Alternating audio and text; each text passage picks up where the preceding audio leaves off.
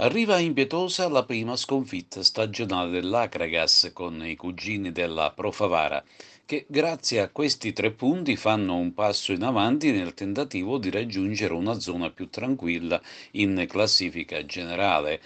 Il gol che ha deciso la gara, ironia della sorte, l'ha siglato all'80° Peppe Fallea, un ex biancazzurro che risolve in mischia un'azione d'attacco della propria squadra. Questa sconfitta per l'Akragas ha solo un significato: deve dire addio ai sogni di gloria. Adesso può solo sperare a qualcosa attraverso gli spareggi playoff e promozione. Quindi a questo punto la lotta al vertice passa in mano al duo di testa, Dattilo e Canicattì.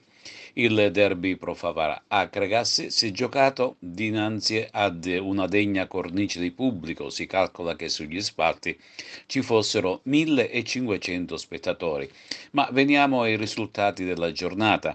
Il Dattilo è stato fermato in casa dal sorprendente oratorio Marineo, che sta lottando tenacemente per tirarsi fuori dalla zona play-out, mentre il Canicattì ha surclassato di reti il malcapitato Monreale grazie ad una doppietta di Iezzi e ai gol di Cammareri, Di Mercurio e Caronia.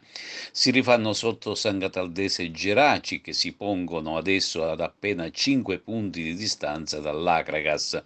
La zona playoff inizia a delinearsi meglio, ipotizzando infatti il Dattilo in ND. Le 4 destinate a spareggiare tra di loro sono Canicattì, Akragas, Sanghataldese e Geraci. Per la salvezza invece, dando per spacciate Monreale ed Alcamo destinate alla retrocessione, rimangono in bilico per i play-out Cus Palermo, Pro Favara, Oratorio Marineo e Cefaledium. In ogni caso, alla fine del campionato mancano 6 gare ed ancora può succedere di tutto.